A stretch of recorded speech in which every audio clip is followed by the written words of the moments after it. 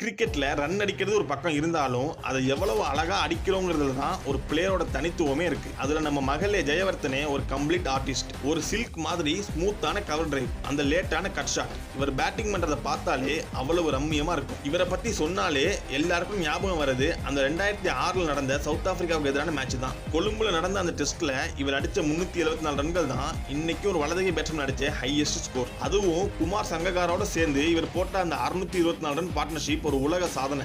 இவரோட இன்னொரு ஸ்பெஷாலிட்டி என்னன்னா பெரிய மேட்ச்ல தான் இவரோட விஸ்வரூபம் தெரியும். 2007 வேர்ல்டு கப் செமிஃபைனல்ல நியூசிலாந்துக்கு எதிராக அடிச்ச அந்த செஞ்சுரி ஆகட்டும், 2011 வேர்ல்டு கப் ஃபைனல்ல இந்தியாவுக்கு எதிராக அடிச்ச அந்த கிளாசிக் செஞ்சுரி ஆகட்டும், டீம் கஷ்டப்படும் போது நான் இருக்கேன்னு முன்னாடி வந்து நிப்பா. Sri Lanka team 2014 T20 world cup ஜெயிச்சதுல இவரோட பங்கு ரொம்ப முக்கியமானது. இன்னைக்கு ரிட்டையர்மெண்ட்டுக்கு அப்புறமும் ஒரு சக்சஸ்ஃபுல் கோச்சா IPL மும்பை இந்தியன்ஸ் மாதிரி டீம்களை சாம்பியன் ஆக்கிட்டு இருக்காரு. ஒரு பிளேயரா மட்டும் இல்லாம ஒரு கோச்சாவும் ஜெயிச்சிட்டு இருக்கிற மகளே நிஜமாவே ஒரு கிரிக்கெட் மேதை. ஸ்ரீலங்கா கிரிக்கெட்டோட அடையாளங்கள்ல ஒருத்தரா இவர் என்னைக்குமே இருப்பாரு.